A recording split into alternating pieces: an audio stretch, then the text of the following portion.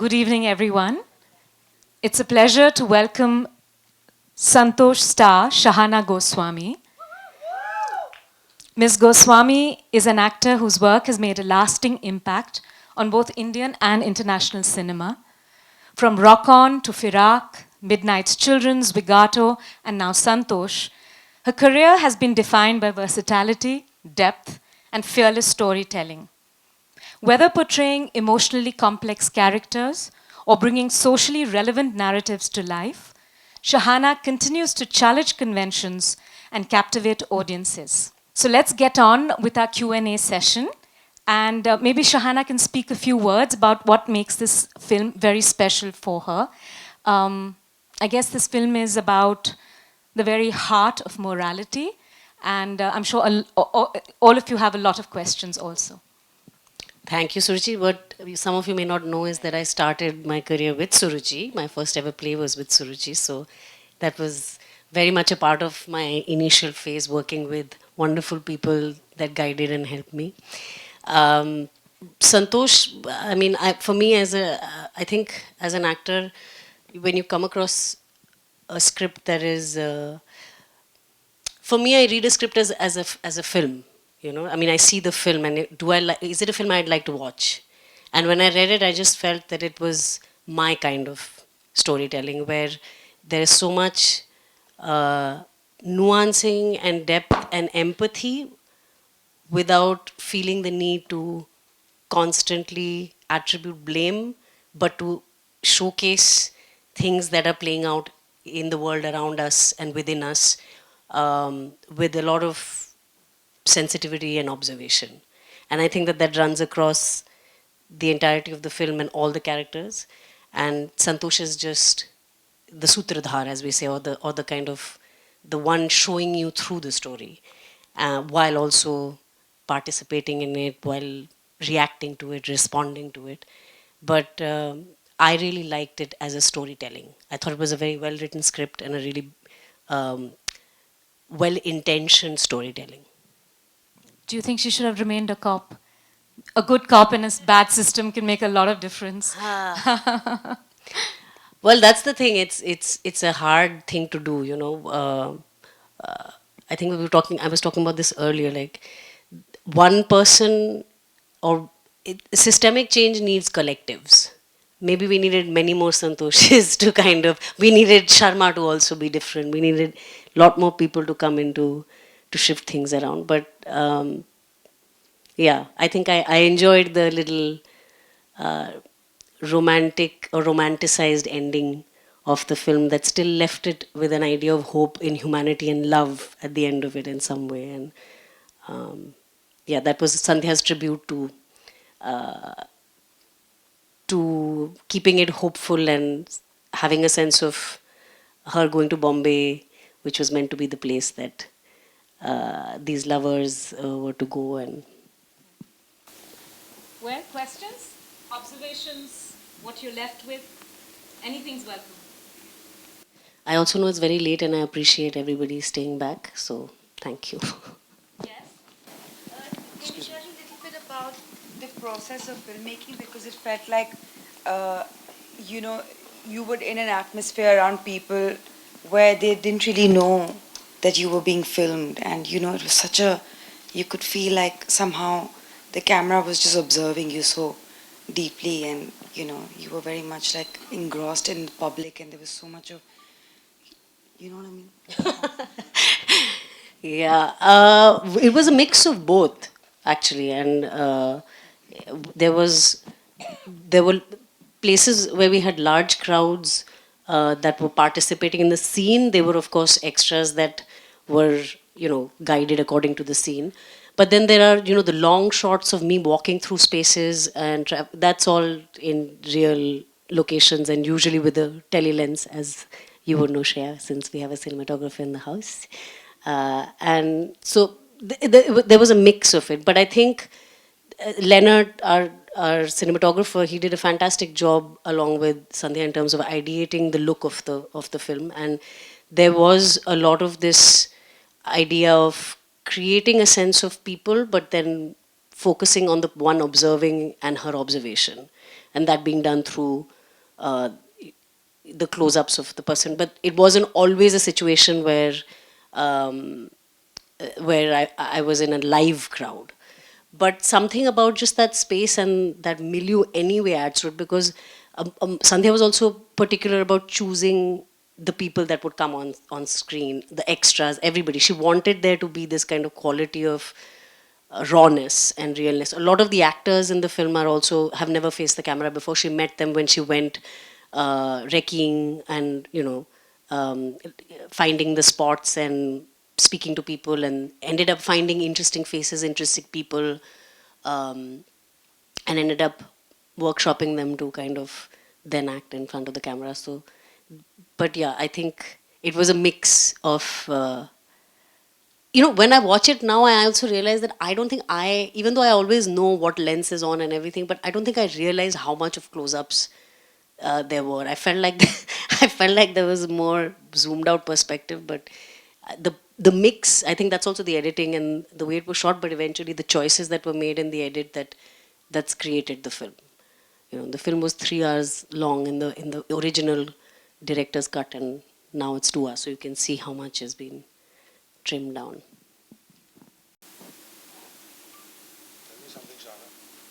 Did the director tell you exactly how this screen will play, or was that something you brought yourself to it? Like you said something about close-ups. मुझे पता नहीं थे कितने close-ups थे. Did you at any point feel like doing more, and did she ever tell you that come kar le, or something like that? Because I felt it was amazing. No, I usually have the tendency to go the opposite way, but less. Yeah, but she did. She would. I mean, of course, there are moments when you may not realize. But actually, when I'm not talking, I will always do less, which is why I prefer doing non-dialogue parts. I feel I'm more effective as a communicator.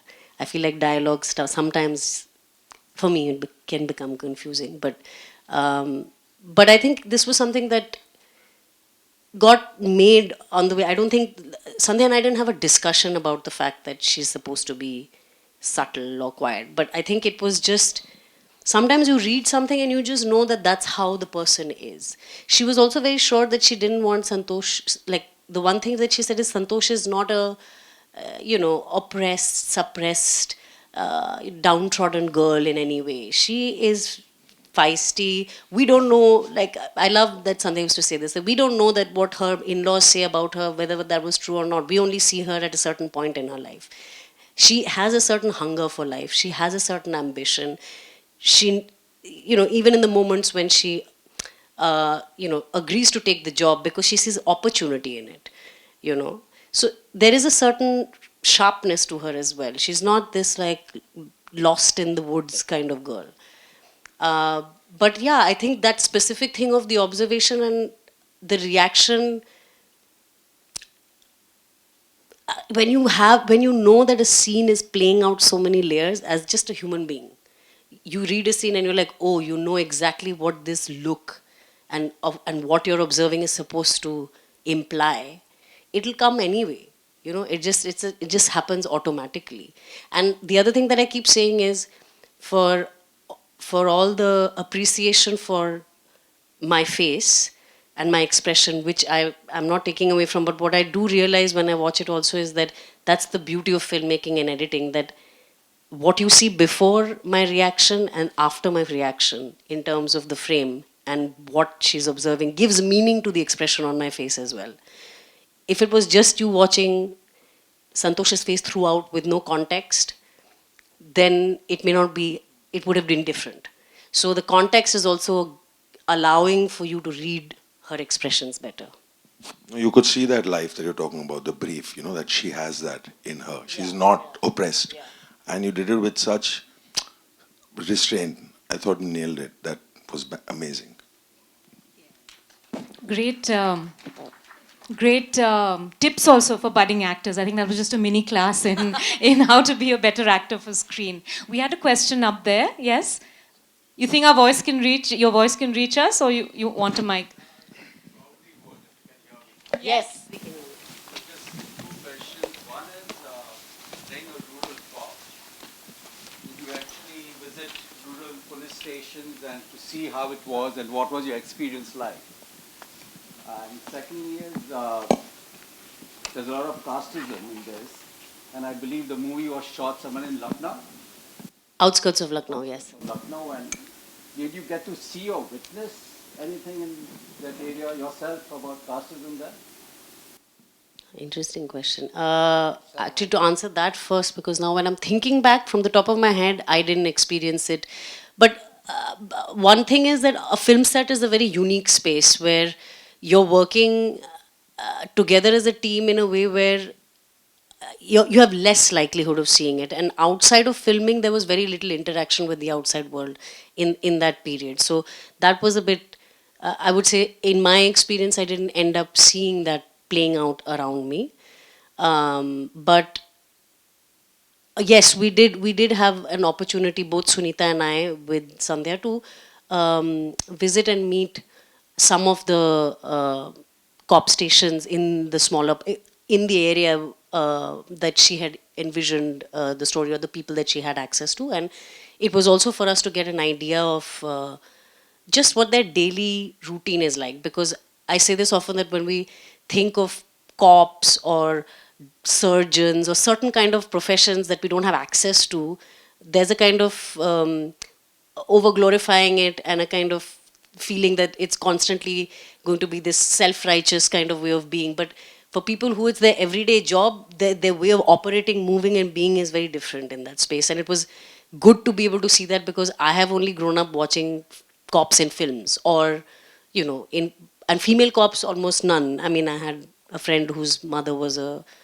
but she was a high level cop. So I didn't really have any real life experience. So it was nice to be able to see them go about doing their daily activities in a thana, in the police station, to see how they interact with each other in that space, what are the activities that they're likely to do daily, and just get a feel of their being. They're all, each of them are different, but just seeing them in their workspace helped, yes.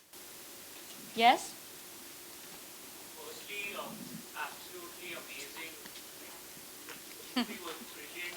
The acting, absolutely lovely. Um, Two things out here. One was an observation and a furtherance to the cinematography. The scene where the sun is setting in the background towards the end, and you're just, you've kept the earrings, and you're sitting out there. Just those emotions that you portrayed were excellent. The first time you went to eat at that cop's house, not probably eat, but you were at that cop's house, and that frame that's close up on his head, and that's like amazing cinematography throughout. It's lovely. I wanted to ask you a question regarding that scene where the boy actually gets killed, and when you had that pent up emotion in you. I wanted to ask you, what were your feelings at that time? What was the brief given to you? Did you get any space to explore it, because it wasn't overdone? I mean, that's what I view as a audience. You could have just like gone all out, but it was like sorry bowl, and I want to understand what was going on in your mind. What was the brief given to you? How did you get that space to explore? What was the conversation that you had?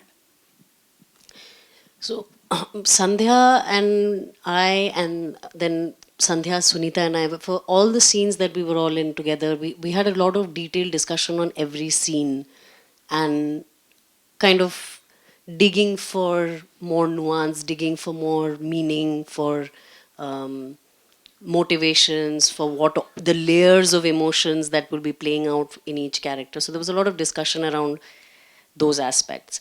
And that scene, as it is in the film, is just a slight tad bit different from how we shot it in terms of in the edit, but largely it was the same.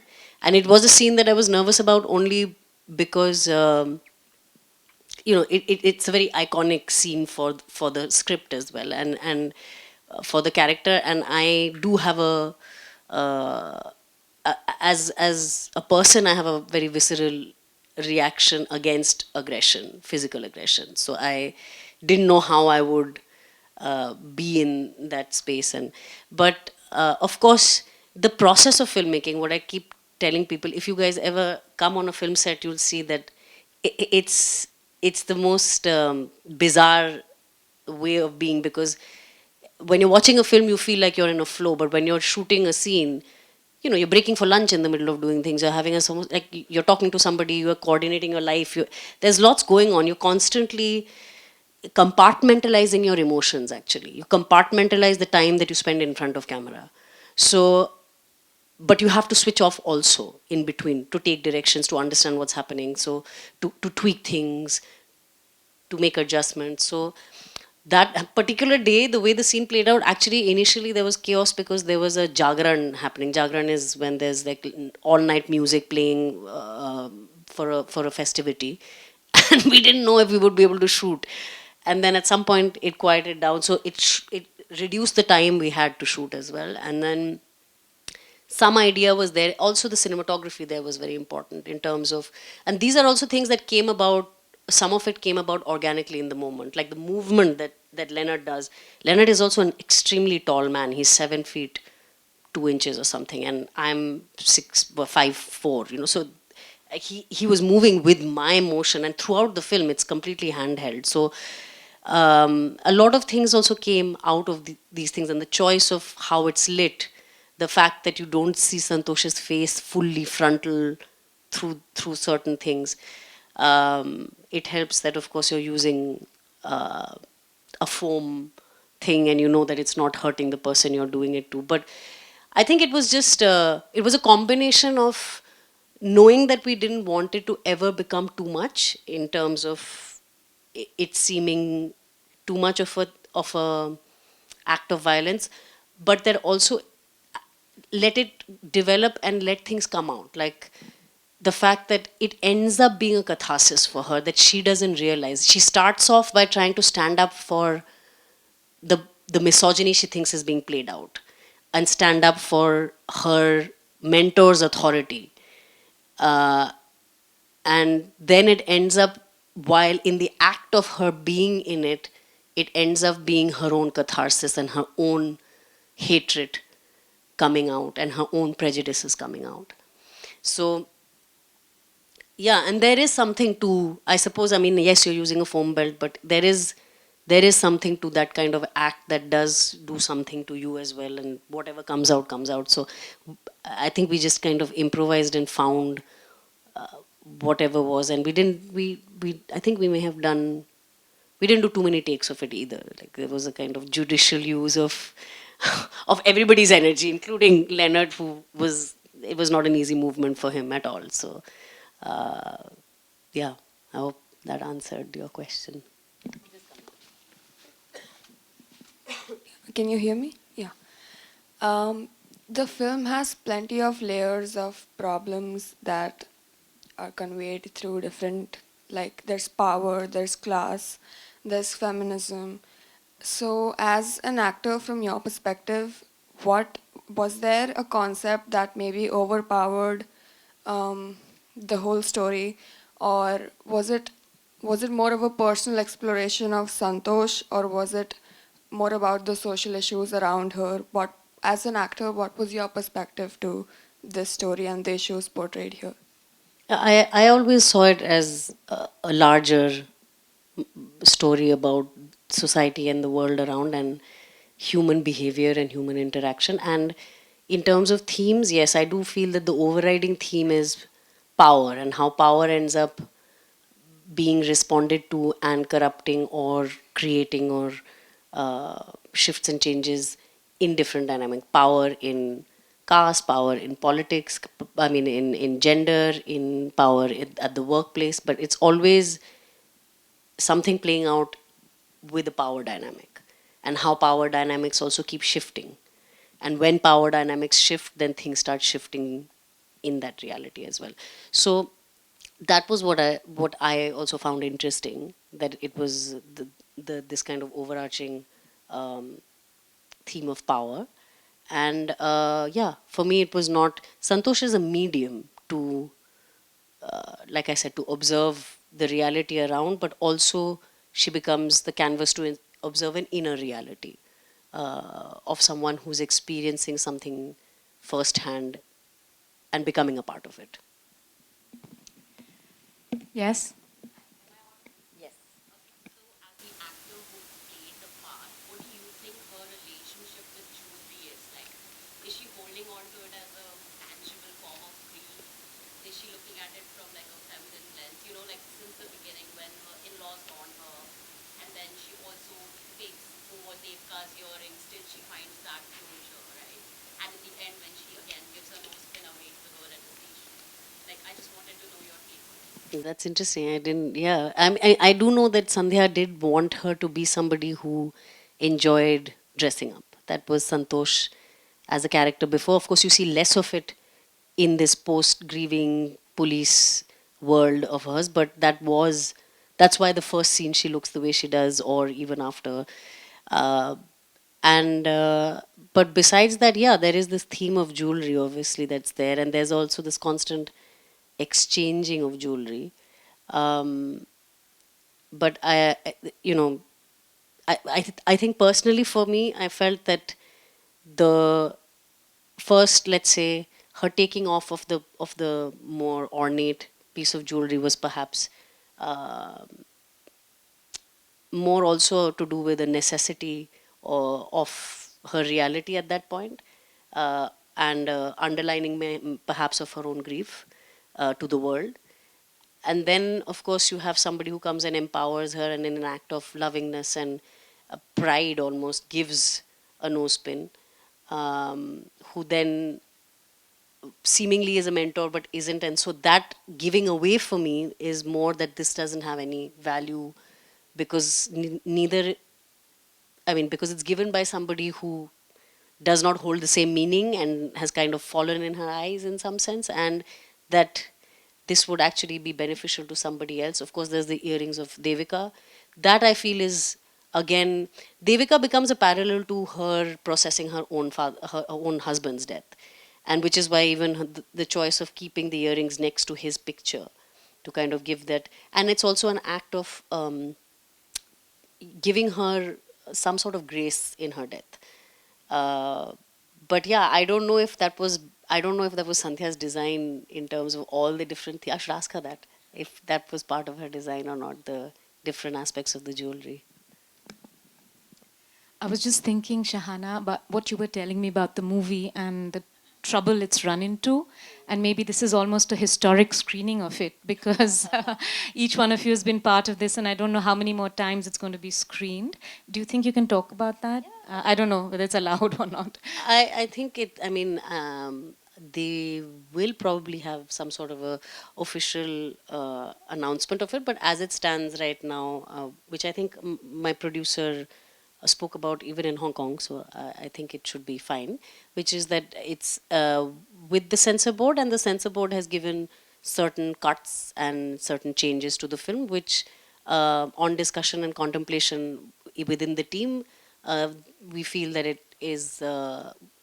changes the film too much, and it's not our desire to put the film out there in that way. So, which means that the film cannot have a theatrical release, and it could still possibly have an OTT release, but in my own personal understanding, once something is difficult for the censor boards, people are often hesitant to take on even on the OTT platform. So, yeah, it is likely or possible that this film will not be shown in India, sadly. So, which is why screenings like this, yes, become important, because it's an opportunity for people to watch it definitely on the big screen, and perhaps just watch it in general. Otherwise, you can go to other countries and watch it perhaps on streaming platforms. I mean, it's releasing in different parts of India. I mean, in different parts of the world. Right now, it just released in the UK and in Ireland, and it's had a US release. It's had a France release. I think there's a Spanish, Swiss release. There's they're supposed to release, I think maybe even in Hong Kong. I'm not sure, but there are releases planned across the world. But India at this moment theatrically is not going to happen. Well, that just makes it really, really precious. And I hope each one of us goes home with that.